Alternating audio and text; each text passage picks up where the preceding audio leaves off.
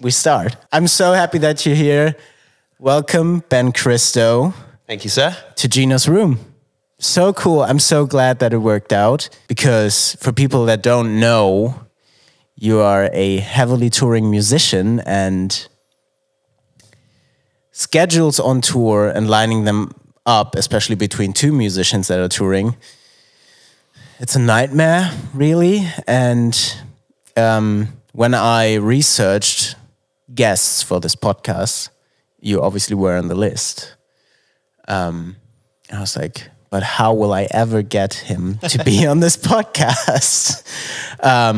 But I did because you're here. I just came back from the UK. You're here in Hamburg. Worked out perfectly. It's nice to have you, man. Yeah, the timing has been incredible. I think literally yesterday you flew back or something, right? The day before that. Yeah, and we arrived here about 37 minutes ago. So it's been really nicely timed. And I'm very grateful that you have asked me to do this. Of course.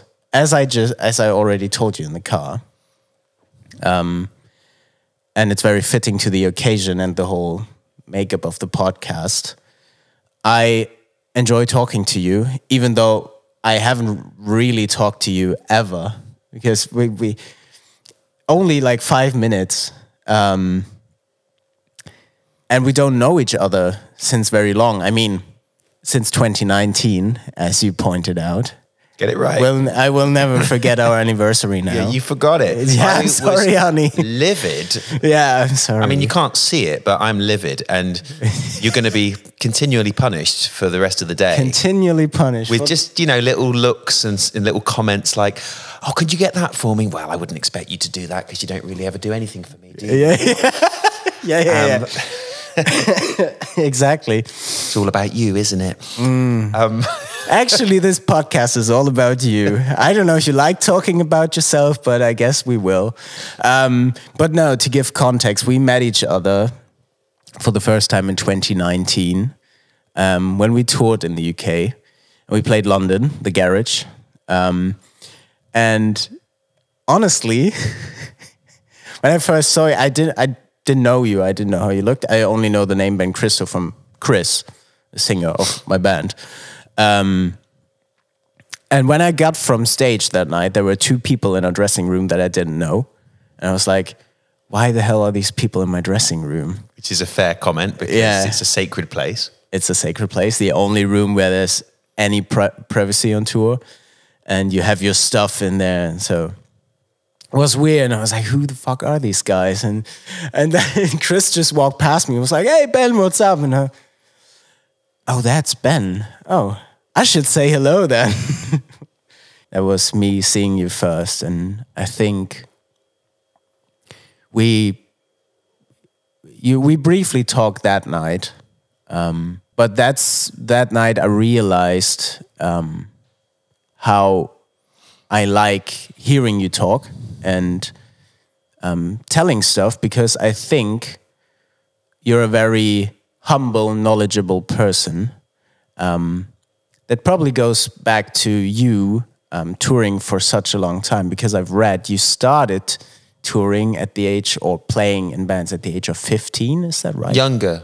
Way younger. So my first ever show was when I was 10 or 11, which was a part of a school talent competition. Nice. And I played Johnny Be Good, the Chuck Berry classic, but it was instrumental. So I just played the lead over a pre-recorded rhythm track that my friend pressed play on the tape recorder. It was very, very primitive.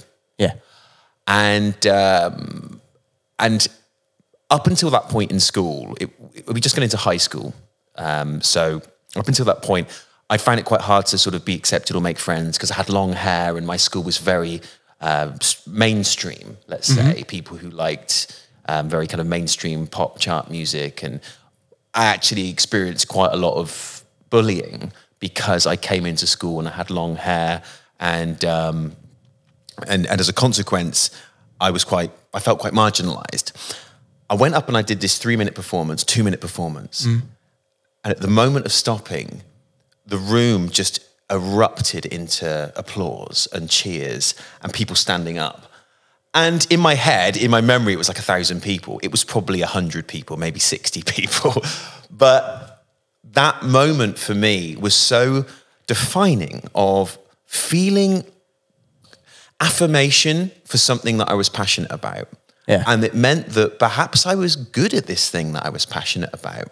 And for a while, maybe a week, A while. I got bullied a little bit less because people had seen that I was passionate about something. And it made me realize that kind of wherever you are in the world, whoever you are in the world, people respect passion, ambition, and achievement in others. Yeah. And so, for example, whereas often people would come up to me in school, and I come from the West Country in Bristol, and the accent there is more like that. It's like, here, mate, you, that kind of thing. It's a bit like a mixture of a farmer and a pirate. Yeah. Right? And people were to me like, here, mate, you fucking with your long hair, like quite. And these guys came up to me and they're like, here, you know, the usual, here, mate, you fucking. And then his friend goes, no, wait, he's really good on the electronic guitar. And that saved me because, again, it was like, oh, he's good at something. Yeah. Therefore, we're not going to, there's some small level of respect, which then faded after, a week or so. But it was that nice moment which then set me on the path of, I love playing the guitar. I love rock music. I love alternative music. I did a performance. People liked it. Maybe I'm going to keep trying. Yeah. And you did, obviously. Yeah. Okay, at the age of 11, to have this realization at the age of 11 is pretty early, I think, to realize, oh, I'm being acknowledged for something that I'm good at. And I'm very happy for you that the bullying stopped for a week or so, or God bless, it didn't stop. But I mean, kids are tough.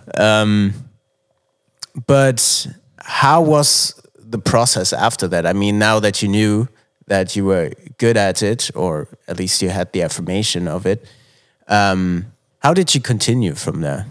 I got in a band with... I heard that there was a physics teacher, a science teacher, who after school had a kind of rock club. It was a bit like School of Rock. The teacher who then got the kids to come along and I heard that he was doing this thing.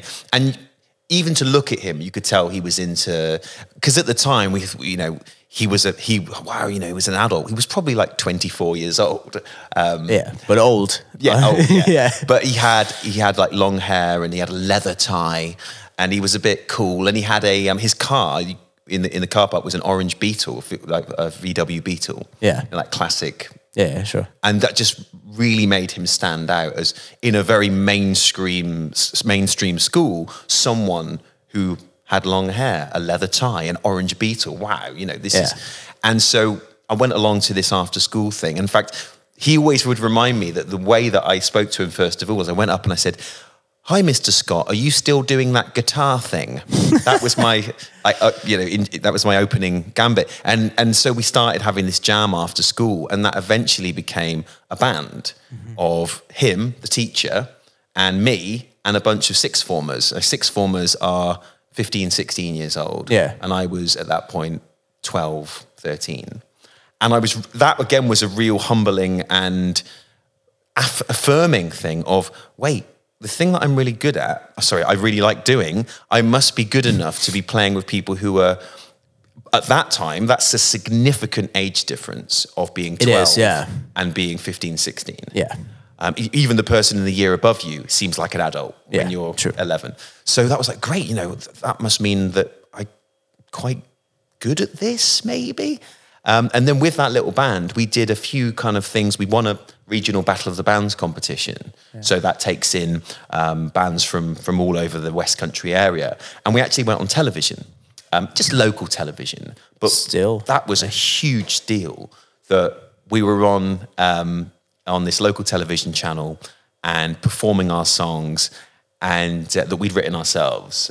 And again, that was another really important milestone for me of, hang on, this is going in a direction that I've always wanted as from when I started off performing shows, being on TV, regional TV to 12 people, but it didn't matter. We were on TV, won a competition, a regional competition. And another one of my strongest memories is when we were at the finals of that competition and we were announced as the winner. Yeah. Because even now, like, I feel it. I feel that excitement of, I felt like I was in a movie. You know, they announced the name, everyone, wow. I'm like, wow. I remember the other guitarist, because he was like, 4 years older than me, picked me up and threw me in the air. That's so he was like, cool. we've done it. It was like the lift in Dirty Dancing.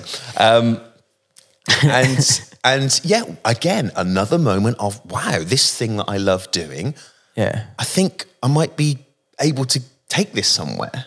Yeah. And having those moments, particularly as a kid, as a teenager, are really important, because when you're going through teenage years, there's so much, like all the hormones, all the self-doubt, all the anxiety, all the depression. To have something that you like doing, because I remember I'd run home from school to play the guitar. To me, it was like a toy. It was like running home to play a video game. And that's the kind of enthusiasm I think that anyone who's learning something as a kid needs to be able to tap into. I think I was also lucky that I started before I was a teenager. So all that other stuff hadn't come in yet, of, the hormones, the worrying about, oh, does that girl like me, and all those kind of things, which then came. But it was quite good, because by the time that came around when I was 13, I've been playing for 2 years. So I can write songs about it. I've now got this tool that I can then have a catharsis of, I'm going to write a song about that girl that I love, but I've never spoken to her.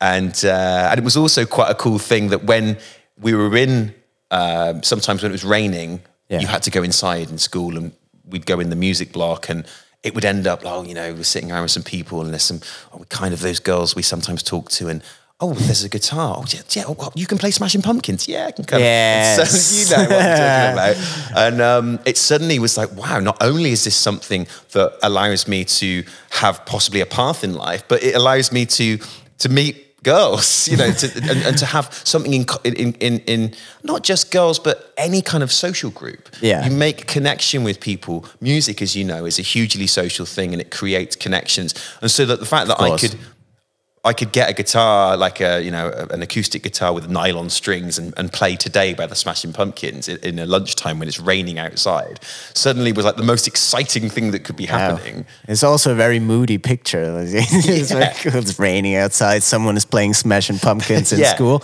I would have loved that. And I'm really happy for you that as an 11-year-old already, you found something that struck your interest so much that you were able to hold on to it. Because I think a lot of teens, when puberty comes around and a lot of other things get interesting, like girls or boys or whoever, and I don't know, doing rebellious stuff comes around, you lose interest in a lot of things as well. But obviously, playing the guitar has been something that stuck with you. And it helped me. And it helped, actively helped me to deal with my emotions. So all that kind of anxiety and sadness and depression became something productive. I can create something. Wow. And then I can do something that makes me actually feel good from this. And I can play it back and go, wow, I created this thing. And the foundation sort of songwriting techniques, or whatever you call it, from then, I still carry through today, because that was where I learned how to express myself, I suppose, with an instrument. Yeah. I mean, it's so cool to still have, but especially when I think, for example, back to my puberty. There we go. Having a let out and a way to express myself, to express emotions, as someone who's feeling so much, being, I don't know, disoriented, I don't know where to go, wherever, having probably problems with self-doubt or anything, to have a way to let that out can be very healing. And it makes you less uncomfortable in life, I guess. I found playing guitar in puberty, so when I was 14 or 15, and all of a sudden it became something where I felt like this feels good to do, and it comes naturally. So I better pursue that, because a lot of other things don't, that you have to do. But to have that as like a counterpart to all the things you don't want to do, and to have that, it makes life easier in a way. And it gives you a focus. It gives you identity, and that's so important when you're a teenager. Who am I? What am I? do I believe in? And another telling memory is that when, after a year of playing, my parents said to me, like, we want to get you a guitar. You know, well, I must have insisted. I really would love to get this particular electric guitar. What was it?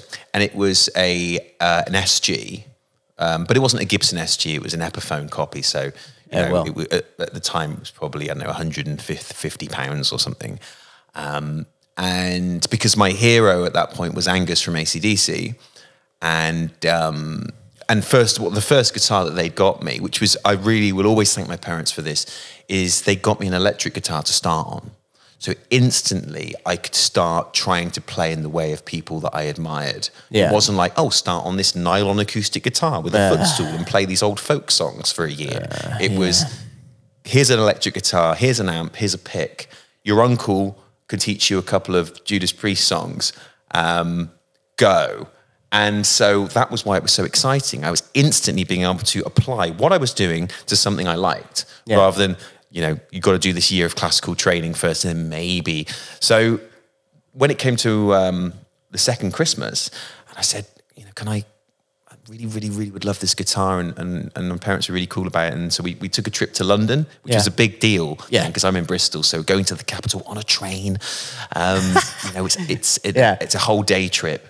And we went down to this to a place called Tin Pan Alley in London, which is Denmark Street, where it's guitar shops, and certainly was back then, just guitar shops. Oh, God. And imagine how exciting that was at age like 10, 11. You're in London, you're in a street that's just guitar shops, and you're going around looking for not whatever guitar you want, but like there's this today is about you.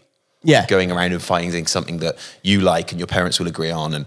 And when I saw this like cherry red SG, which was the classic Angus Young look, it was like, wow, that's the one for me.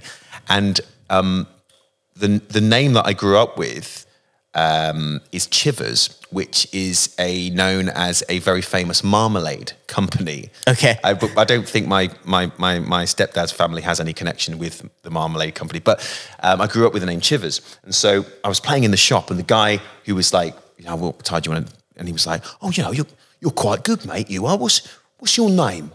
And I said, it's Ben Chivers. Chivers, like the marmalade, like the jelly. We'll look out for you a few years. If I see on the television, Ben Jelly. Ben Jelly. Right? Ben Jelly. Yeah. And that was like his little joke. Ben Jelly there. But again, it was just that little moment of this guy. I'd come in like looking like this little kid, and I'd played some like riffs and stuff. And he'd obviously thought, this kid's probably pretty into this. Yeah. And making that connection with that guy and him that sort of, even though it was silly and I felt a bit, I'm going, Ben Jelly, I felt it was like, you're going to be famous, mate. Exactly. That's basically what he was saying to me. I'm going to look out for you in the future. I mean, he's kind of acknowledging all of that you actually want to do this, that you're very into this. And he basically all of a sudden gave you a stage name, so to speak, which you don't carry anymore.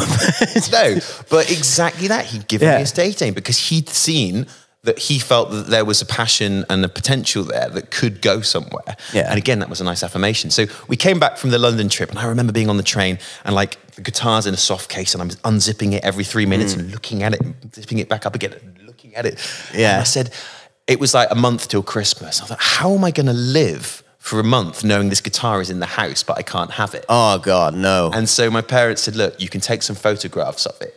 Really? That's not better. That's even worse to have the photographs and be like, in a month's time, in 3 weeks' time, in 2 weeks' time, I can have this. Exactly. And it was just that. It was spending that entire month with these different photos, like the full-on photo shoot for the guitar, like every angle. And having these photos and just looking at these photos and putting them next to my bedside when I went to sleep. Really? So the first thing I see in the morning is the guitar. Wow. That kind of level of passion and excitement about an inanimate object, but what it represented was, I think, very telling of how this was my path. This was what I wanted to do. And I think, I mean, you obviously succeeded with it. I would say that.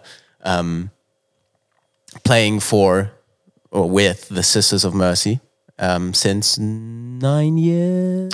No, longer. Longer? So the first gig I ever did with them, the first show I ever did with them was 2006. months. Yeah, okay, well, that's way longer. I'm misinformed. Very professional. No, but obviously it's something you've done your whole life.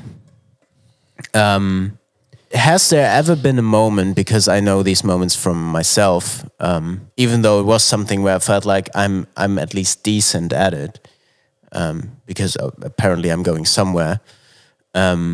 Has there ever been moments of like this typical imposter syndrome thing and being like, I don't know if I'm actually good at it?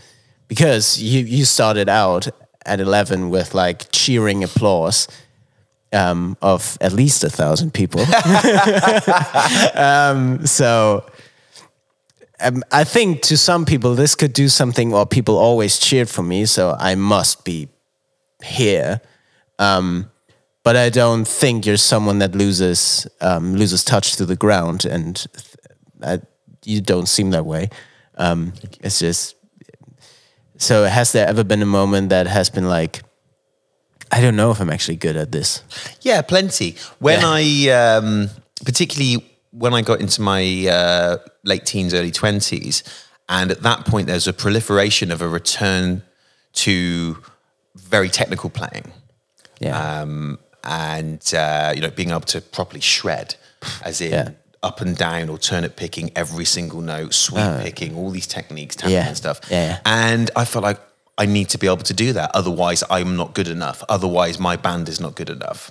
Right? I see some nods over here. I see some agreement. Still can't do it to this day, but I thought I had to, And so at the time, I was working in an off license, which is like a wine shop. Just a store, basically let's call it a 7-Eleven for all intents and purposes. I'm working in a 7-Eleven and I'm going in every day because I'm working there from 10 till 6. Nobody ever comes in the daytime. Take my guitar in, and I've got like a metronome, and I've got this like pad where I'm keeping note. Right, today I did this exercise at this many beats per minute of like every day I'm doing this, like, and I just never progressed. Because I wasn't really interested in it. I just felt like I have to do this, but I didn't really like doing it. Yeah. Trying to learn about music theory. I've got some music theory knowledge. I think there's 8 grades. And in every grade I know something, but I can't do an exam in any grade. So I've some theory that's made it easy for me to communicate with other musicians, but not not, I couldn't play if you put some music in front of me or in an orchestra or whatever. But I felt like I need to, otherwise I'm not a true guitarist. So I was going into the shop with the metronome, doing the exercises, reading this book that I've never been very good at, like maths or science. I'm much more of a creative person. And music theory is maths. Yeah. It is science. It is fact. It's bad. And so I'm there with this book going, I don't understand this. I don't understand this. I don't understand this. I'm feeling demotivated and being like, well, I can't do this. And it took a while for me to realize that actually what I need to do is the thing that I like doing. And that's it. And that's, I think, the case with anything creative and music is going, I'm passionate about this, not this. So I'll do this, and that's okay. Because there's 1,000 other people doing this better than I ever will. So why am I going to try and be not as like a less good version of these people? Yeah. And so that was quite liberating. And I think my development as a guitarist in terms of my ability probably stopped round about the 10th year of my playing. And so imagine you go from year 1 to year 10 and it's like that. And now I'm just sort of like this. And every now and then, there's a little new thing I've learned, but I'm mostly still this. And so I've sort of found that place where, and maybe that's laziness. Neil Peart from Rush, he retaught himself how to play at the age of 40 or something like that, where he learned how to play a completely different stick style so that he could become better. What? That's amazing. He was already one of the most admired drummers. It's like, actually, I'm going to be better. But generally what I do now is that my playing is there as a vehicle for me to express myself. Yeah. And I don't feel I can express myself by going, that's not me expressing myself. True. I'm very certain that there are a lot of people who take that as a way of expression as well. Of course, like sweep picking, shredding, whatever. But I'm on the same terms with you that, first of all, I can't do it. It doesn't give me joy at all. Starting slow, like no. Also, don't have the patience for that because I don't like it. And yeah, it's a vehicle to express yourself, to do something that you really like, to write songs that you really want to write, and to not write a song for the means of, oh, there has to be the shredded guitar solo in there. It has to be the other way around. You write a song and all of a sudden you realize, oh, there could be a guitar solo there because it's fitting the song. It's fitting the thing that I want to do. The guitar solo, I believe, should be an extension of the song. Yeah. It's not like a thing you throw into the song to just sort of have there, or it should be you take on the themes of the song and you take it on a little side quest. Yeah. And then you come back again. Yeah. And so more and more my guitar solos in the more recent work that I've done with my band Diamond Black have been very melodic, 4-5 notes. And the way that it changes is that the first half of the solo might suggest a theme. And then in the second half of the solo, there's a divergence from the theme, and or another instrument will come in to create a different color with the theme. Yeah. And I find that a much more emotional and effective way of writing guitar instrumentation. Yeah. It also, and I might get a lot of shit for this, but it sounds more musical to me. Yeah, and Sorry. I get it, and I understand why millions, literally, of people do like playing shred. Sure, it's impressive. Shred, because it's physiologically impressive, a feat of human physiology in the same way as an athlete. Yeah. And the feeling that an athlete must get when they break a record or a new personal best. It's like, wow, that affirmation of my power in my life is... there's kind of no limitations to it. I can just keep going and going and going, and how good that must feel and how emotional that must feel and empowering. And I understand that. And it must be the same for someone who's shredding it, however many beats per minute. Yeah. And then they knock it up 10 beat. I can still do it. Whoa. Yeah. You know that feeling, I can do this. Yeah. I had once in my guitar playing life, I had that moment where I was like, now I feel like a shredder. Because I had to learn a solo. Because I was stepping in as a filling guitar player for KMFDM. It was nice. where Chris and I played for one tour. And there's this solo in the song called "A Drug Against War," which is I will never be able to play that again probably. But I practiced for a month. I started at half speed, I think, or at maybe a quarter speed of this solo because it's so intricate and shreddy, and then working my way up with like a metronome and 2 BPM more, Yeah, which is the way to do it. It's not fun to do it that way at all. Do you not find that? Okay, let's call it day 1 and day 30. Like day 1 to 15 isn't fun, but day 16, it's like, hang on. I'm starting to be able to do this. I'm starting to be able to feel good about this. Yeah. And wow, I've done something I thought I could never do. To see the result, or to hear the result, and to see yourself getting there. Yeah. It's very affirming, very reassuring. Yeah. It's the same thing like, I don't know, you go to the gym for, I don't know, a few years, and after some time you see the effects of it. Or you actually feel the effects of it. You feel healthier, you feel your body more, and also you see it in the mirror probably. Yeah. And if that's something you want to achieve, the way there sucks probably, but at some point you will go, this is really cool. Yeah, and not just the result, but it's also what the result symbolizes, which is I have the volition, the power, the willpower to achieve things. And that's really empowering on every level, because it allows you to approach life in a way of like, well, I didn't think I could do that, but I did it. So maybe I can do this as well. Yeah. One band I played with a few years ago was the most complicated stuff I've ever done, not only because it was technical, but because of the musical changes, the time changes, the key changes. And that was proper like sit down, And within, you know, like a Logic or Cubase or whatever, I'd have to take it section by section and just repeat, just playing with it on a loop. And I would say to myself, until I get this correct 8 times in a row, I'm not allowed to move on. Yeah, exactly. I have to start from the very beginning when I have one mistake in there. Yeah. So if I get 6 right and then the 7th is wrong, back to 1 again.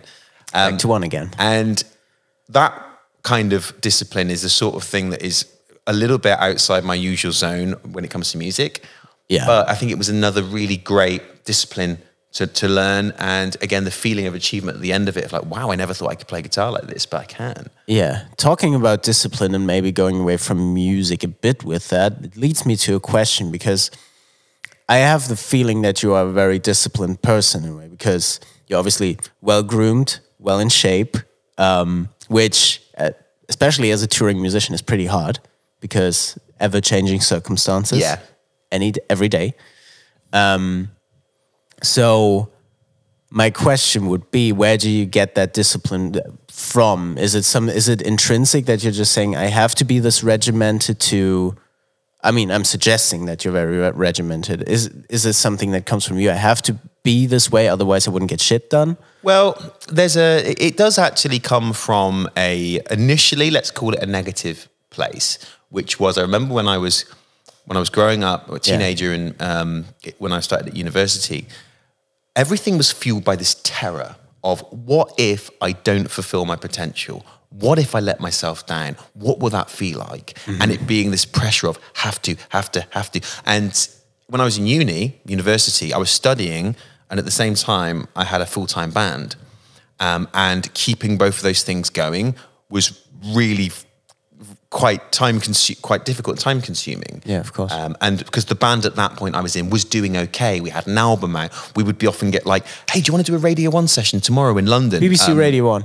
Yeah. Wow. That happened once. No, but still it happened. Yeah. Yeah. Or do you want to come and support this band at the Underworld? Like the Avenged Sevenfold we did once, and then we got asked to do the was it AKO? Yes. Was the band name? Yeah. And so these opportunities were always coming up for the band, and I felt like I had to prove to my university that I was really hardworking, so that I could say to them, like, I can't make the seminars tomorrow because this thing's come up. And they're like, oh, okay, yeah, Ben does work quite hard, so, you know, this is real. So that created a lot of discipline for me in those years. And again, this level of, this sort of negative aspect to it, where I felt very focused on perfection or nothing. And of course, perfection doesn't exist. What does that even mean? When is it enough? When is perfect? Yeah. And it's only in more recent years that I've been able to work with that in a more healthy way. But with the discipline of things, I think it's that it has stemmed initially from this terror, but I feel that I've then made it very much normalized that kind of behavior of doing good things, practical things, healthy things, and then seeing the results through just repetition. That's become part of my identity. Yeah. And so what happens now with touring is that a week in advance, I will make a spreadsheet and I will divide it into days. Wow. And I will divide each day into subjects. Sisters of Mercy, Diamond Black, health and fitness, money, whatever it is, and then plan the week of what am I going to do on each day within those categories. Now, I don't think I've ever completed the spreadsheet, right? Ever. And probably the best I've ever done is 70%. But isn't that better than no percent? It obviously is. Yeah, of course. But I mean, even starting this spreadsheet is something that I think is very, very special and unique, because you might agree on this, in the touring world with a lot of people, there's just this day by day thing, and let's see where the day takes me. Yeah. And I'll get up whenever and then see what I have to do. Where I'm like, that gives me anxiety. Where I'm like, I just wake up and then have to see what I have to do and be like, oh, I don't know, I'm just floating around and going by. And then you sort of do nothing because you sort of feel like you're kind of trying to do everything, but then you don't really do anything. Yeah, and you find yourself waiting on the sofa in the dressing room for stuff to happen. Yep. Where when you have, for example, a spreadsheet or whatever, a to-do list, just of what you want to do or what you have to do as well. I feel like even though you don't succeed with it 100%, obviously 70% is better than nothing. Even 10% is better than nothing. Yeah, exactly. And that's exactly it. And a really, I'm not sure who said this phrase, but it's one that I've kept with me for a few years now. Progress, not perfection. Yeah. And that, I think, is really healthy for anybody about anything that they're trying to do, that it doesn't have to be. And we all have that feeling, don't we? We try and do something, we do it to 60%, and we thought, we failed. No, you didn't fail. You did 60%. That's way better than 0. So that whole having a plan and sticking to it as much as you can is really helped me. I think quite a good microcosm for this is packing for a tour. What I now do is, say I'm leaving in the morning, the night before I will make a list, and again categorize of gear, clothes, whatever, and I will sit down and I'll make the list. And I'll think, and I'll spend about an hour. I give myself an hour to make this list so I can really think about what's going on the list. In the best case scenario, sometimes I do it in 20 minutes, whatever. But I'll make the list. And then the next morning I wake up, I haven't packed anything, but I've got the list. And what I do is I just follow the list without question. Sure. Because I made the list when I was in a much better headspace than I am at like 6 in the morning, right? Yes. And I just trust the list. And I follow the list category by category, because otherwise you go, I'll put that t-shirt in. Oh, what about that guitar lead? Oh, maybe I need to get that. And suddenly everything's all happening at the same time. Yeah. And you're panicked, and then you go out and then you probably forget something. So that is, and that's how I try and approach the whole spreadsheet thing of the day by day. And then if I see on Wednesday, there's a whole bunch of things on Tuesday that I didn't do, well, then I can just move them over to Wednesday and Thursday and try and prioritize things that are more important. And the biggest challenge that I've found is don't get distracted.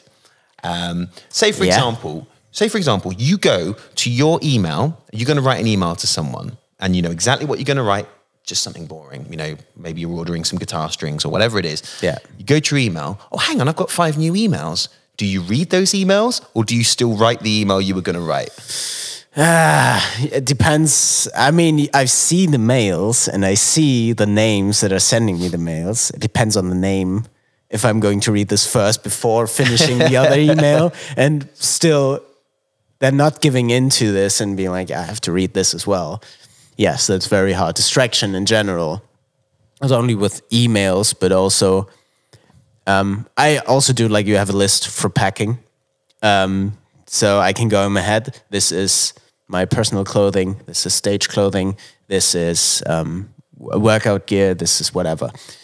I do that as well, but I know the times where I didn't have that list and be like, I will pack while I do the dishes or while it's not gonna work. No. You'll forget your stage clothes, your shoes, your toothbrush, whatever. You will forget something. But yeah, distraction also on tour then, because there's people around that you might want to spend time with, or that want to spend time with you. Also, they come around and tell you something. And it's very hard to not give into it. Yeah, because you sort of feel obligated to some degree to take advantage of the fact that, oh, wow, I'm in Stockholm, so I'm going to see those people. Yeah. I'm in Pretoria, so I'm going to see those people. Whatever it is, more like Norwich or whatever. But that you want to take advantage of that. And sometimes one of my biggest flaws is that I am a people pleaser. And people pleaser often gets misinterpreted as you want to make people happy. It's not that. It's you're scared of making people unhappy. Yeah. Which is really negative. Yeah. So you're doing things because you're afraid if you don't do them, people won't like you. Yeah. You don't have boundaries, basically, when you're a people pleaser. So as someone who suffered from people pleasing a lot, and not having any boundaries. Yeah. If I am in Norwich or Stockholm and it's like, hey, do you want to see? And I'm like, I don't really want to see this person, but I'm too scared to say no. Yeah. Because I've got some history with them. Maybe I know them a little bit. Maybe they helped me with something 10 years ago. Oh God. And it's like, oh shit. Yeah. And I feel obligated to then spend my afternoon with this person because I'm too afraid of saying no. I'm too afraid of the complications that might come with saying no, of then having to explain why, and then maybe that person doesn't like me, and then maybe that brings new drama and anxiety into my life. So I'm like, probably easy just to say yes and go along and do it, because then at least even though I know, you don't want even to. though I don't want to. Exactly. And then the thing is, when you have to explain yourself and the reasons why you can't go, obviously these reasons in your head sound stupid, even though they're important to you. Yep. So then you're like, do I make something up? Do I lie about something? No, don't do that, because that's even worse.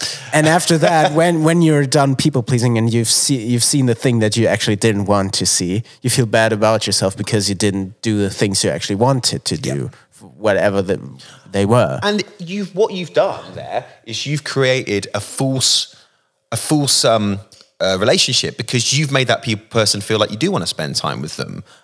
Which is no good for them either, because they should be spending time with people who want to spend time with them, of which there are probably a lot. But they've given up their afternoon to spend it with you when they could have been with someone who genuinely they have a relationship and a connection with. Yeah, that's correct. In terms of people pleasing and doing stuff, or no, not doing stuff you don't want to do, but explaining yourself. On tour, and this is one of the main things I want to talk about with you, on tour, there's this ever existent thing of there's a beer in the fridge, and in general in the music industry and in the touring industry, alcohol is something that is consumed a lot. And I know, and I think if a lot of people know by now, that you are sober since a bit over 2 years now, right? Zero alcohol, which congrats, which is great. Vielen Dank. Bitteschön. Starting on that adventure, I guess, comes with explaining yourself a lot, because alcohol is such a well-accepted drug in a way, and everybody consumes it, and it's also something on tour which comes very easy and is something that, I don't know, is a social lubricant, is it's something to I don't know, spend time with when you have nothing else to do because you didn't do your spreadsheet. I don't know. But you know, the waiting thing in the dressing room, oh, well, I might as well drink a beer. I wanted to talk to you about how your way was going into this, but before we do that, we have these random sitting grapefruit juice there for like half an hour or something, and sparkling water, which you told me was your favorite thing to drink, but you didn't even try it yet. And I didn't try it as well. So I think we should just make ourselves a drink with that. Let's do that. 1 second. Can we pause? Pause. Can I just go to the bathroom? Yes. Okay. Cool. Moment to move. Yeah, perfect. Okay, so this is a debut moment. A debut moment. It is. This was suggested. Sorry, what's her name? Gina. Sorry, Gina. This was suggested to me by. This was suggested to me by a lovely man called Uli, who works for FKP Scorpio. Oh yeah. You know, and who hadn't been drinking, and he said that. And this is the challenge when you don't drink, is finding a drink that's got some kind of edge and some sort of bite to it. Yeah. Because a lot of non-alcohol beers, it's just like water. There are some good ones now. Yeah. And if you're having a mocktail, it's just, well, mixing up fruit juices. There are some good ones that you can get. But he said to me, grapefruit juice, sparkling water, you've got the sourness of the grapefruit juice, you've got the edge of the sparkling water. Mm-hmm. And he said that's quite a good non-alcoholic drink. So this is us finding out for the first time what this is like. Thanks, Uli. All right. Okay, so I don't know how we're going to do this. We're just going to guess. It's exciting, isn't it? It is.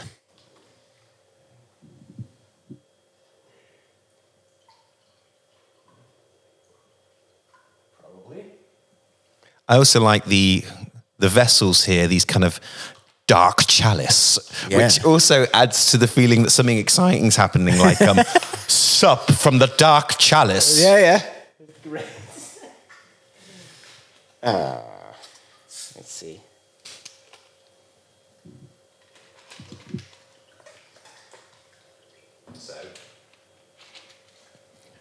So it's Prost.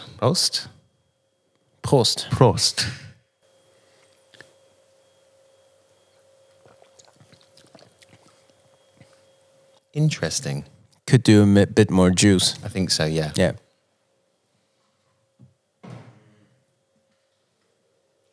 Now, I think the challenge here is that you don't want to dilute the bitterness of the juice with the water, but you still need enough water to have the fizz. So there might be a way that if you can carbonate the grapefruit juice itself without adding the water, that might be the goal. That might be the goal. And also you could dress this up with ice and thinking like a little dried grapefruit slice on there and probably some kind of spice like thyme or anything. And then we have to have a name for it, which we will think of. Yes, we will. Which we will think of. The other good non-alcoholic drink I've had is the Virgin Mary, because you got the Tabasco sauce. I think it's a Worcester sauce or something in it that gives it that edge to it as well, which is a great non-alcoholic drink. And funnily enough, our support band tonight is called the Virgin Marys, and they are very good. Yeah. I didn't plan that. Pretty good, right? Yeah, there we go. That's what the last That's a true whole professional. thing has been leading up to that point.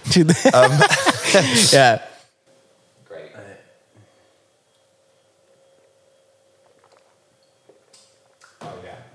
That's good now. There we go. That's good. I like it a lot. I like, yeah, that's a good idea. I like bitter drinks, bitter sour drinks. So finding that, and also finding other mocktails that are bitter and sour, that's good. There's always this Crodino spritz. Do you know Crodino? It's like an Italian orange bitter, but non-alcoholic. That's really good. That's really good. With just sparkling water. Works. But yeah, going into this topic, not finding non-alcoholic drinks, but sustaining sobriety in a world where the most accepted drug is alcohol and everybody drinks it, which is fine, to each their own. I don't want to shit on people drinking alcohol for recreational use, or not. But I found it to be very tough at first on tour to say, you guys, I'm not drinking, because I don't drink on tour. I do it in my spare time or on vacation when I actually want to enjoy like a cocktail and on like a nice sunset wherever, for the taste of it, not for the effect it has, for the taste of it. But in a professional setting, and with peer pressure around, explaining yourself can be a very hard thing, even though it's your friends that ask you. But acceptance there is sometimes far off. And I wanted to know of you, how did you deal with that and how did you make your way through that? Well, first of all, the way that you've described drinking alcohol, I think, is the best way of drinking alcohol. You've set up a scenario whereby you are really in the moment of that landscape, that very special drink. Very aware of it, yeah. Very aware of it.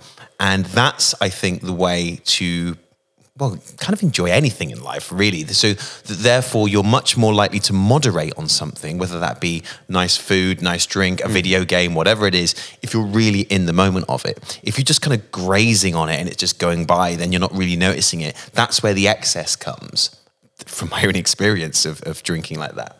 But your enjoyment of being in the moment, I think, is very, very important in terms of how to consume, a good way of consuming alcohol.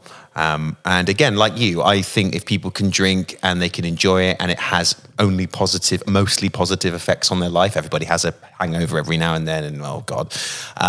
But if ultimately it's just a fun thing. You're with your friends. It kind of enhances the experience of being with good people that you like being with. Yeah. Whereas I always found that alcohol genuinely led me to places and people that I didn't want to be with, but they wanted to drink too. Great. So let's all drink together and not really talk to each other or listen to each other and just talk over each other. Sorry if I interrupt, but that sounds like the alcohol came first and then the people came. Absolutely. So what was happening was that I was socializing in and getting into social situations that had I been sober, I wouldn't have wanted to be there. Yeah. But it was a situation that enabled me to drink more. Because by that point I was an addict. So great, these other people justify it, they enable it. They're doing it too. It's fine that we're up at 4 p.m. still the next day on a boat somewhere drinking, or whatever it was. Adventurous. Yeah. How exciting as well. Yeah, it is. By the way, that's probably the most exciting thing. Most of it would just be like sat at home watching the same YouTube videos over and over. Oh, shit. But to answer your question about how do you explain it to people? Well, I think COVID has done quite a lot. The lockdown COVID period, I think, has done quite a lot for generally the global consciousness to be more accepting of things. Maybe because we've just spent more time inside experiencing other people's lives through the internet and other types of people's lives through the internet. I think because there was a sort of reality check with COVID where some people drank too much, like me, and then didn't want to drink again. Or people recognize the fragility of life and they're able to go, actually, I've been locked inside for X amount of time. I want to do something. And alcohol, it's kind of holding me back a little bit. And I think I want to get healthy. I want to get fit. I want to do this. And people were able to recognize that a certain amount of drinking in their life was detrimental to those goals.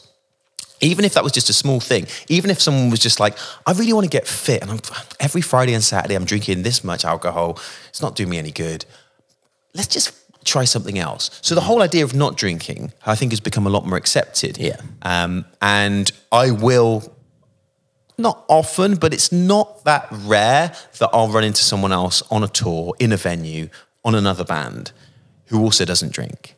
So, but it can still be challenging because a lot of social situations are glued together with drinking. Even on this tour that I'm on now, for example, 2 nights ago in Luxembourg, I was very lucky that this follower of the band sent me back some bottles of red wine, this really nice red wine. Yeah. Which, see, I couldn't drink. Yeah. So then I gave to the other guys and they all sat around drinking it and I went to bed. There was a moment in my head where I thought, maybe I could just try it just to see what it tastes like. And ultimately, I'd like to be able to get to the point with alcohol where I can just have a glass and enjoy it in the way that you said, and feel that I trust myself not to go any further than that. I'm not quite there yet. Maybe I never will be. Maybe it's too much of a risk. But I just removed myself from that situation, which meant that, for all intents and purposes, I missed out on a social situation. And sometimes when you're on tour, you can feel as if you're not taking part in those social situations. Is that affecting your relationship with the touring entourage on a bigger, there's that guy who never hangs out with us. There's that guy who thinks he's all like this. A lot of that's in your own head. Yes. At the same time, it can mean that you don't quite have those ongoing connections with people because there isn't the drinking thing going on. I think it was a lot more significant in the past. I think we're lucky now that we're in a current environment where not drinking is a lot more accepted. Imagine in the 80s and 90s, it must have just been impossible to almost to not drink. Like, why? And when you heard about people not drinking in bands in the 90s and the early 2000s, it was this absolutist of, they're straight edge. What? Yeah, they're a straight edge band. They go around knocking pints out of people's hands because they hate alcohol and they hate drugs and they don't do anything. Oh, wow, they sound kind of scary. Whereas rather than just, why can't you just accept the fact that someone doesn't want to drink alcohol?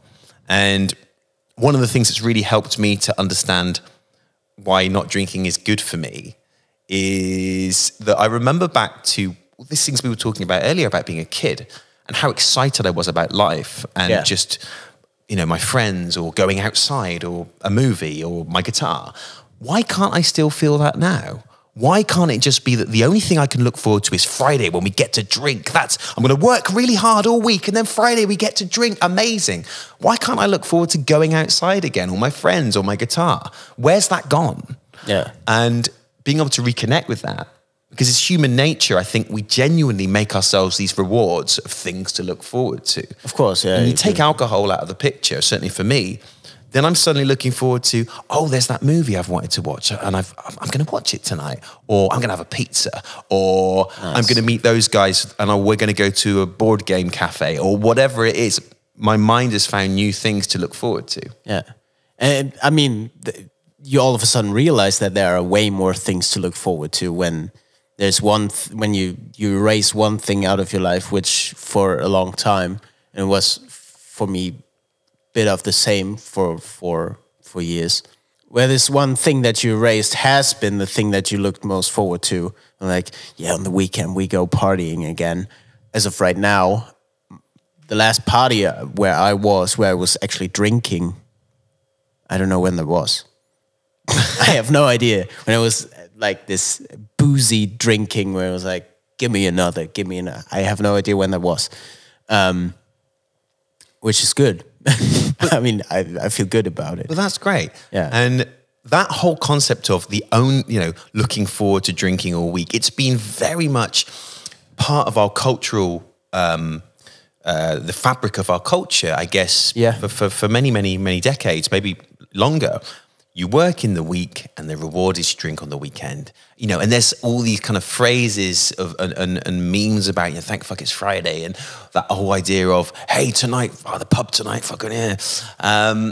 And I only went to one AA meeting, Alcoholics Anonymous meeting, and I went along, and this was before it was then another 2 years before I stopped drinking. But I went along to this meeting because I recognized that something was happening.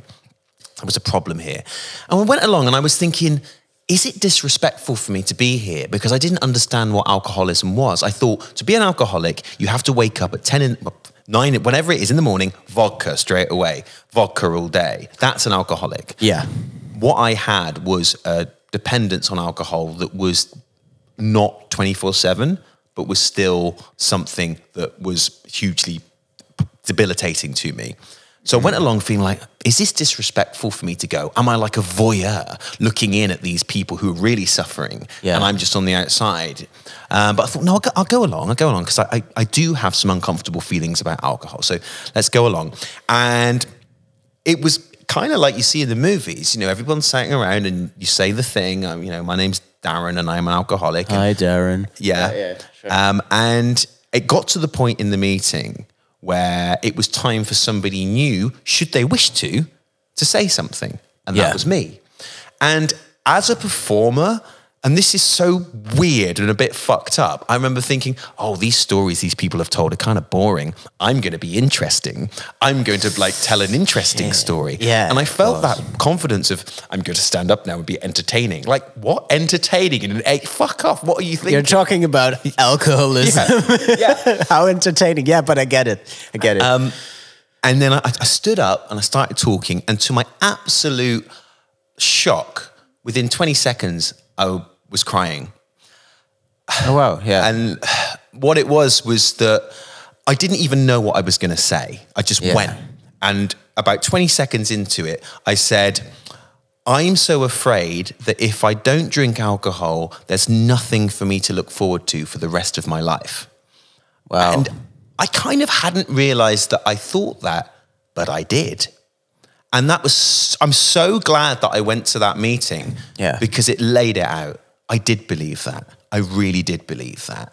And it showed me that all the things that I was doing with the music and everything else, of course I wanted to achieve things, but the alcohol, we've got the reward of the alcohol. Yeah. And I would be setting it up like, right, we're going to work for this long and then we're going to have this massive blowout for 2 days of just drinking. Who gives a fuck what happens? Mm-hmm. That's mental. Like, it is. Why do you want to do that? And so that was quite telling. And the alcohol was this thing I looked forward to.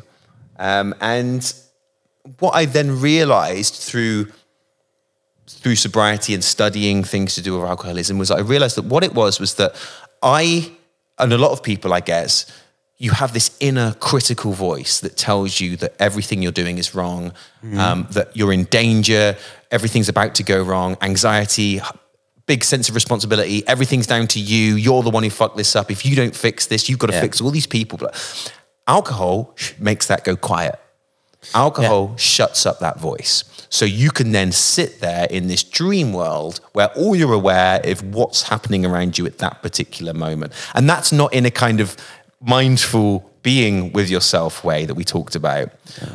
When I was drinking like the 26th warm can of Foster's in a row, I wasn't like, this beer is delightful. It was just like, drink it, got to have more, got to have more. And the enjoyment of that was only based on, I know there's more coming. I couldn't sit there with a beer and go, this, you know, what a delightful beer this is. This artisan wheat beer. It was just like, great, there's another 10 after this. And so it was that sense of the only reason to drink is to shut up that critical voice so that I can be free from that for a while. Oh, but hang on, waking up 10 hours later with the worst hangover of all time, that voice is back and it's worse than ever because you've got the hangxiety, they call it, hangover anxiety, hangxiety. And there's chemical reasons because your body is producing certain chemicals that make you feel afraid when you are hungover. Yeah. So we've all been there. Well, if you've ever had a hangover. Yeah, I mean, you're in a spot where your body is trying to get rid of toxins. So your body is fighting.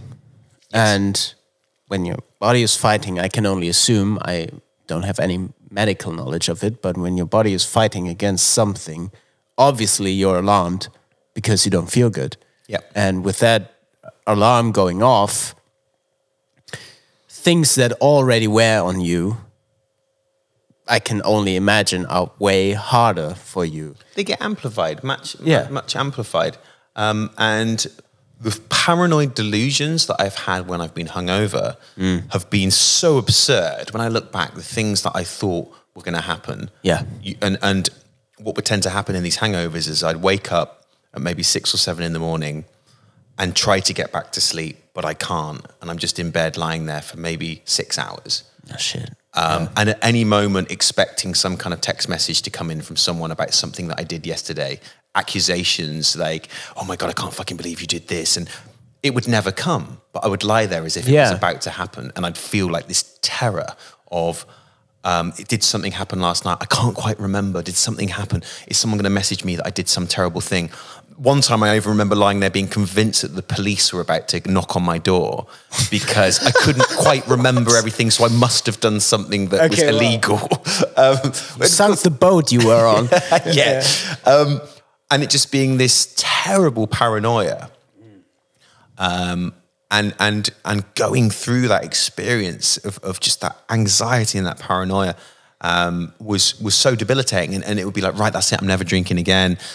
A few days go by, start to feel all right again. Oh, I might have a drink tonight. And then the cycle starts again. Yeah.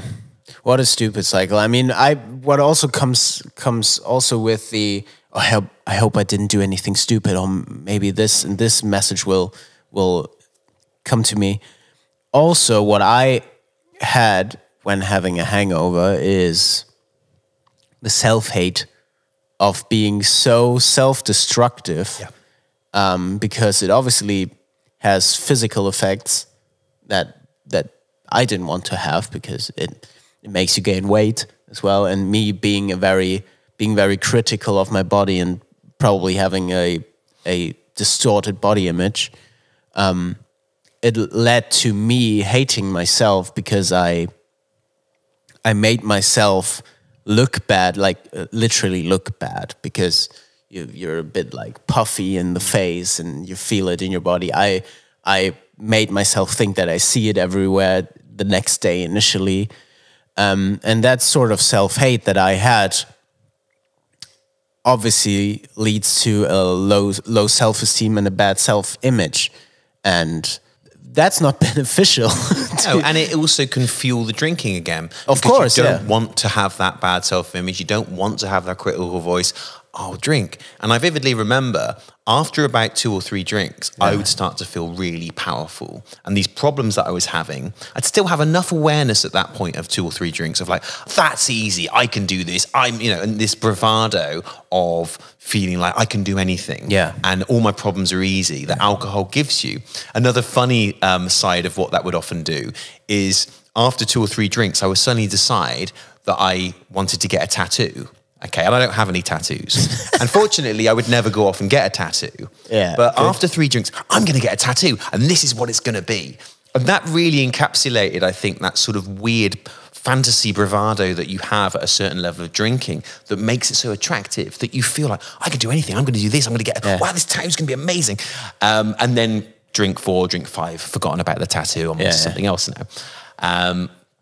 But yeah, just sort of disappearing into this dream world of the initial euphoria that you get from that drink and wanting that feeling to continue, but then of course it doesn't. And then of course it leads to, you know, the scene that we all know of, you see the person outside the nightclub at 3 a.m. who just wants to fight everybody because they're responding emotionally in the moment with no idea of long-term causality, no empathy.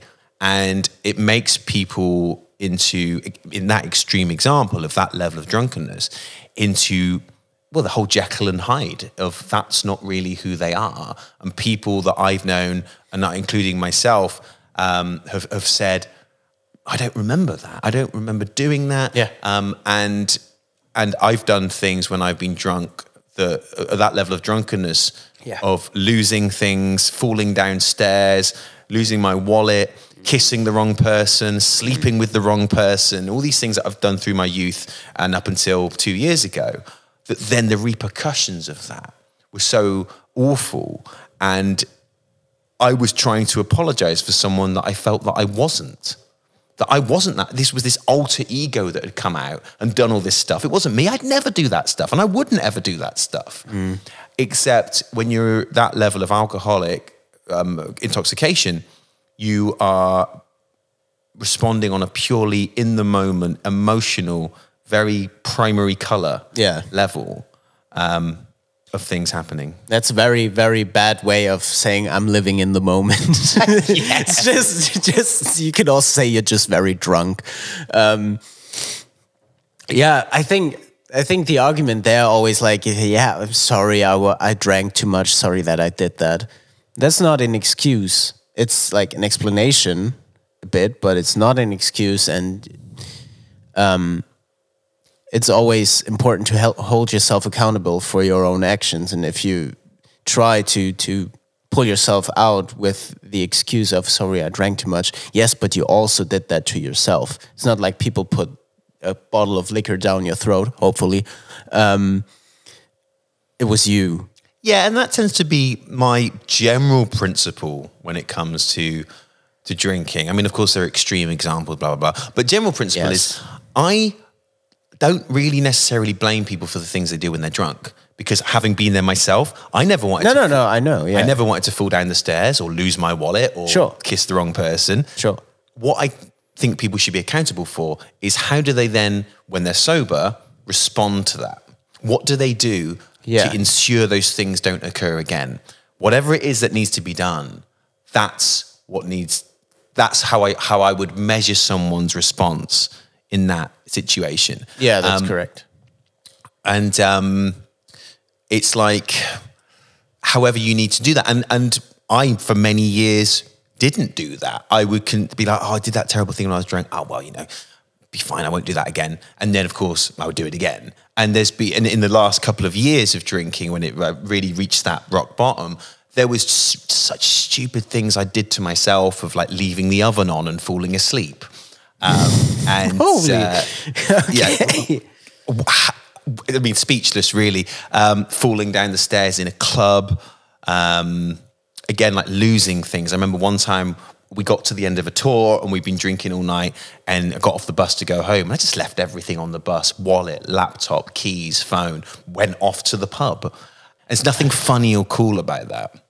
True. Yeah. In the moment, the story is funny, but when you put it in that perspective, obviously it's very tragic, but also it's not to say that it erases all of your accomplishments and all you've done. So I think no, of course, and so right. Of course, these things happen, and I think it's important again to remember that with where do you draw the line? I guess it's wherever whomever is drinking. I guess as long as their drinking is not harming other people and not harming themselves. Yes. That's, I think, where you draw the line. Yeah. So say someone, they go out, they get drunk, they have a hangover the next day, maybe they did some silly dancing in the lounge and then fell asleep on the sofa. That's okay, and as long as they feel okay with that. Yeah, exactly. That's also what I would say. This whole talk about it is not to say that whatever someone's doing with alcohol is wrong until it harms somebody else and it severely harms you. I mean, every sip of alcohol in a way harms you, but probably not long term. But when it gets to the level of long term harm for you or for somebody else, then it's critical, and then it's also critical to do something about it. Yeah. But thank you for being so open about it. I mean, but this is the thing, and this is something that I've been able to work through, is that previously I used to be so scared of talking about my faults, my flaws, things I'd done wrong, because of this idea of I must be try and be as perfect as possible in life, otherwise I fail. Yeah. And that fear of recrimination, that fear of judgment. Yeah. And I think being able to talk about these things now is really healthy. I think for me to be able to express them, and hopefully for other people to go, oh yeah, actually everybody makes stupid mistakes, and I'm not saying it's okay, but that you can change and you can fix things. And it also takes away the pressure of what people might think of you, because you're already putting it out there. Yeah. It's like, I just said it, you taking all the power from people that could make fun of you about certain stuff or like talk down on you. It's just, I know I did that and it's all right to me. I'm okay with it, and I'm okay to talk about it.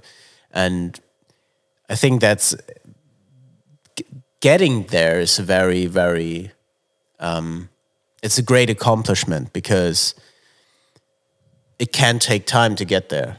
I know from personal perspective to be able to admit things or talk about things that you've done wrong or that you don't like about yourself, whatever. It's pretty hard to get there, and sometimes you can't do it on your own. You need help, therapy, for example, from outside to be able to do this. Yeah, and I've had therapy now since 2018. Yeah, maybe earlier. And even saying that out loud was something I was afraid to say for a long time. I thought I'd be judged for being someone who needed therapy. Yeah.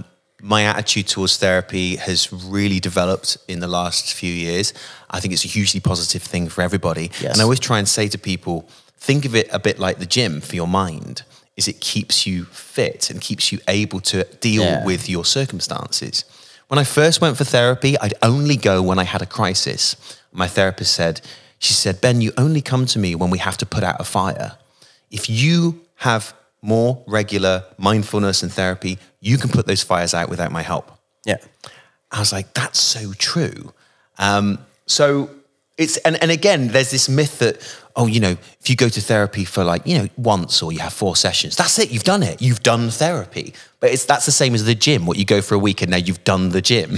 Yeah. It's an ongoing thing. Yes. That will make you stronger mentally and able to deal with the situations.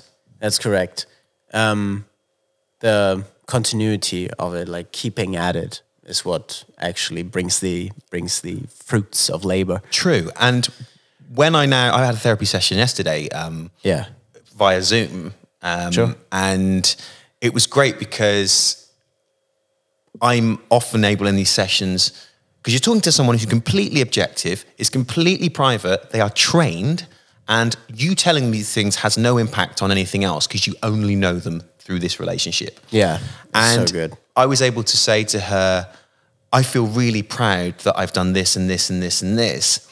This thing's coming up. I'm thinking this about it, I'm thinking that. And then they ask you questions that help you get to the answers yourself. So rather than every time you see the therapist, like, oh God, this terrible thing's happened, what am I going to do? It's more like, hey, loads of good things have happened. Let's make more good things happen. Yeah. Those things are also funny when they're just like asking you questions and you're answering them. And by answering their questions, you answer the broader question that you put in the first place yourself. It's like, oh, yeah. Right. Is that why? Yeah. Okay. The answer is often within yourself. Yeah. You just need that affirmation on those questions, the right questions to be asked, to figure those things out for yourself. Yeah. And therapy is really, really, and I would recommend it to anybody. Same. Just try it once. And that whole, like, oh, it's too expensive. It's like, it's a friend of mine calls it crash helmet syndrome. If you're going to buy a crash helmet, you're going to buy a really good one because it's your head. Yeah, right? True. And what's more important than your mental health, really? Yeah. Like, because that guides you through everything that happens in your day. It affects your relationship with yourself, the relationships you have with others, everything. And it still is a hard thing to start. I remember I had to get kicked in the ass by a friend to actually make the phone call because I was so afraid of it. I think I dialed the number 3 times. And when I rang the 3rd time, I was just too slow to hang up before she got on the phone. My therapist got on the phone. Right, so you were ready to hang up. And I was like, fuck, now I'm trapped here. Okay, I start talking that I need help. And from that moment on, even without having talked about anything, just knowing I have an appointment was already such a relief. It was like, okay, I made the first step. I might as well go full on in on it and lay everything out. And from that moment on, it was like just upwards from there, even though it's not easy and it's physically demanding as well. Yeah. After every session, you're like, wow, I feel drained, but also good. Absolutely, yeah. It's a good thing. Can recommend. That's been pretty severe topics. Also, I'm very happy that we can talk about this so easily and so openly, which is important. Yeah, and I think it's about the more that you can accept and put out into the world the authentic self, the easier you'll find it just to be alive. Yeah. Because this is kind of like a minor example, but at the same time, it's quite a big example of, I was always really, really self-conscious about my age. I always felt like I was too old. Yeah. And there's always this kind of myth of you can only do this if you're this young. And if you're this age and you're trying to do it, you're too old to do it. Yeah. And I think that is very prevalent in like the entertainment industry of you have to be this age to do this, otherwise you're too old or whatever. And I remember when I was about 20 or 21, it was 20, maybe 24. I remember I was 24, and the guy in my band that I was with at the time in ACO messaging me going, oh my God, have you seen how well this band are doing? And they're only 21. We failed. We're 24. We're too old. Yes. And again, at that time, Kerrang! Magazine, I remember they brought out this big article, and there was this big picture of all the guys in like the bands, the cool British bands that are doing well right now. And they literally said, here's their name, here's how old they are. And so you're looking at this spread of like, I'm older than all these people. I failed. You know, he's 18, she's 21. Yeah, and it's like, this is how old you have to be, otherwise you have failed. If you have not reached this point of achievement by this age, you failed. Yeah. And I think that's still probably very prevalent in the industry today, in entertainment and stuff. Luckily, less so. I think now that's a whole bigger conversation that we'll have another time. Yeah. But when I was 18, I was doing what's called A-levels in England, which is the 3 big exams, the 3 big subjects you do that then takes you into university if you want to do that. Yeah. Now, my favourite subject was English. I always felt I was very good at that, and I love writing lyrics, and I've always carried that forward. And I was predicted to get an A grade, and that meant that I could go to the university I wanted to, which in my hometown, which also meant I could keep the band going. Because if I had to move away, Sure. Keep them. So it was really important to me, not only for the band, but also for my own sense of this is my best subject. Got predicted. You do like a predicted grade. You do all the they call it a mock exam, and you're just studying, and your teachers go, "This is the grade we think you're going to get."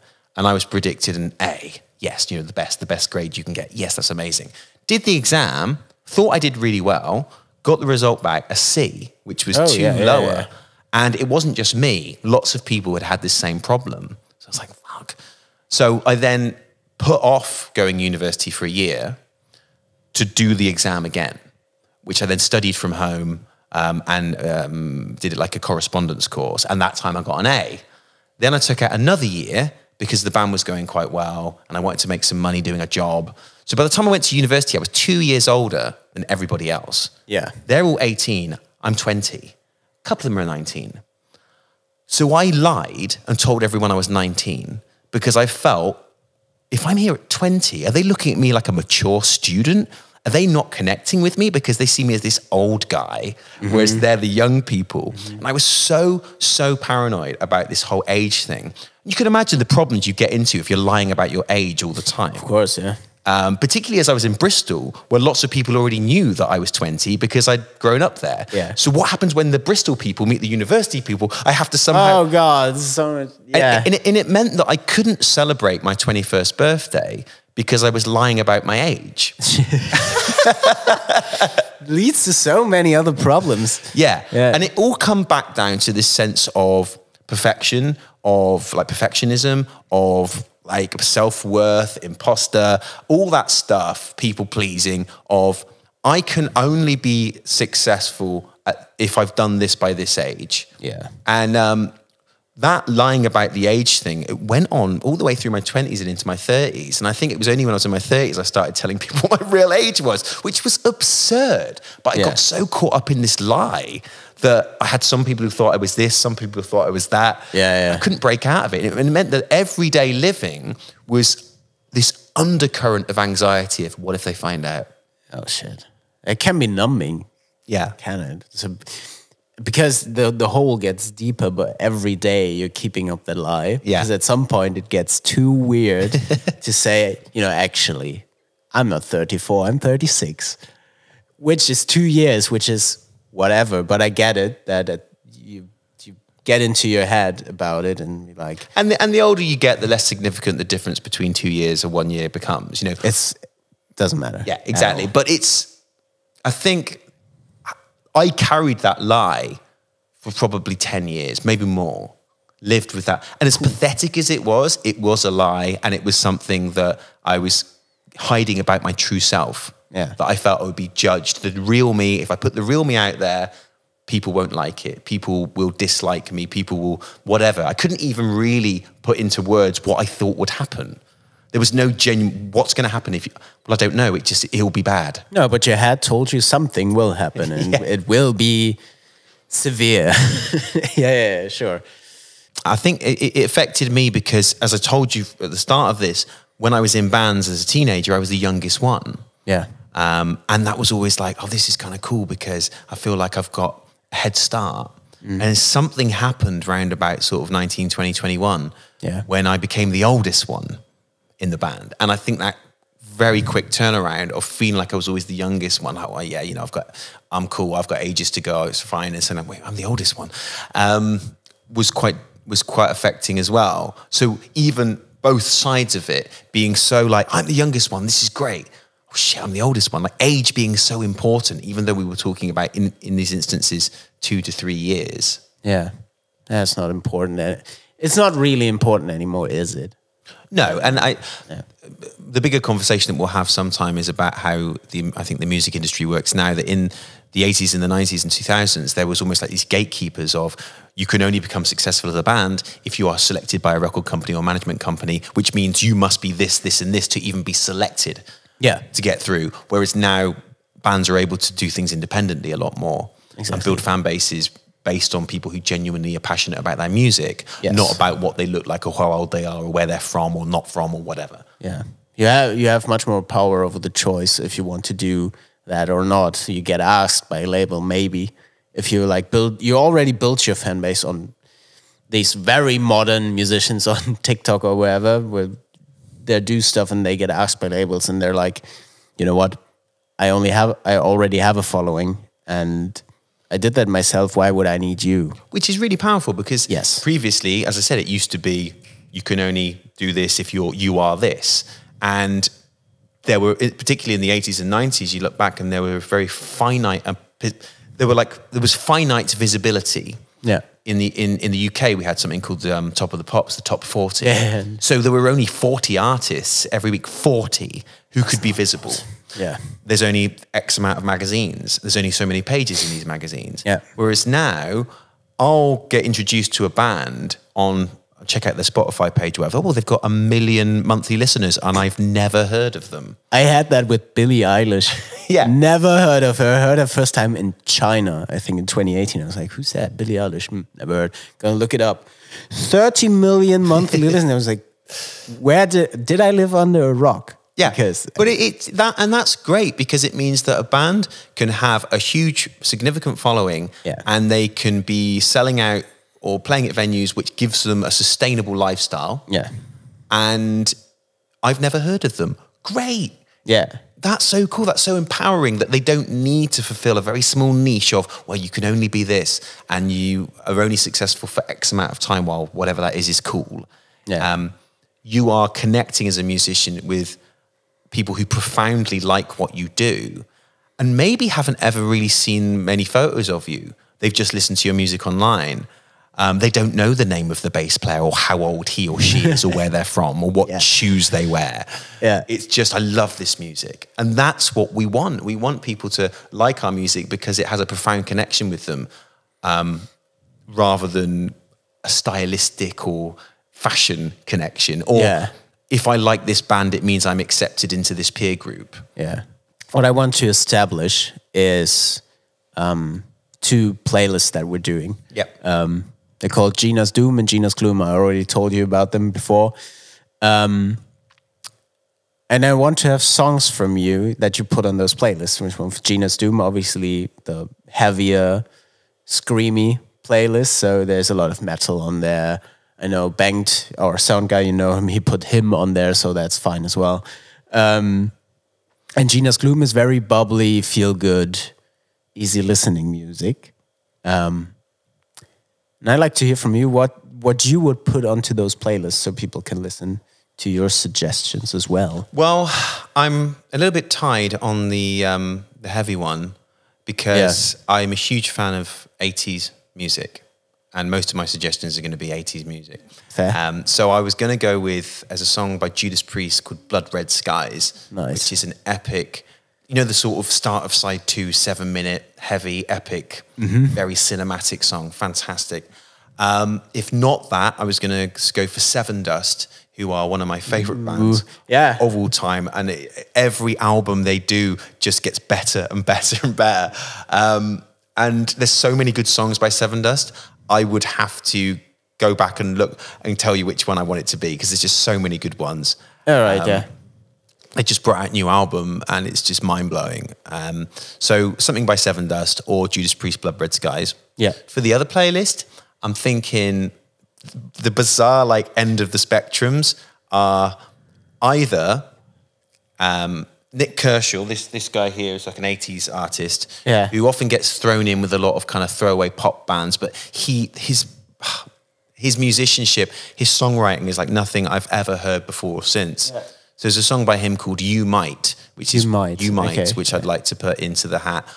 Or I'd want to put in something from, I also have a great love for skate punk, Lagwagon, Strung Out, No Fun at All, those kind of bands. And I think maybe like a Lagwagon song from the Let's Talk About Feelings album, maybe Leave the Light On, is a great one.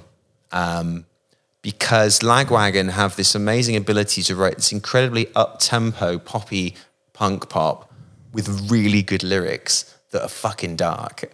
Oh, wow. Okay, yeah. So cool. that might not be right for the up, but it sounds uplifting musically. We can do whatever we want.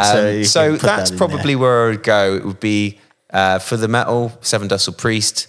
For the other one, the You Might song by Nick, or a Lagwagon song or a strung out song, which if I can hone that down for later, sure, yeah, that'll be great. Cool. I'll put them on there. We can all put all of them on there. So fine. Thank you. We can do whatever we want, as I said. I'm really happy with the conversation. Thank you for coming. Thank you for taking that part of your day for this. I hope you're having a great show tonight, playing at Docks with Sisters of Mercy. Also, please, if you haven't already, Diamond Black. That's his band. Please check it out. They're great. They're nice people also. Vielen Dank. And thank you. Thanks for coming. Thank you. Thanks for doing this. Thanks for being interested. Thanks for doing your research and preparing great questions. It may, I feel like we could keep going for another hour. Yes. But we shan't. Yes. We can't. It was very hard for me to find the way into the end right now, which you probably all noticed, but this is us. Thank you for watching and listening. We will have another sparkling water and grapefruit juice thing. We haven't found a name yet. We will tell you another time. Yeah. Thanks. Bye.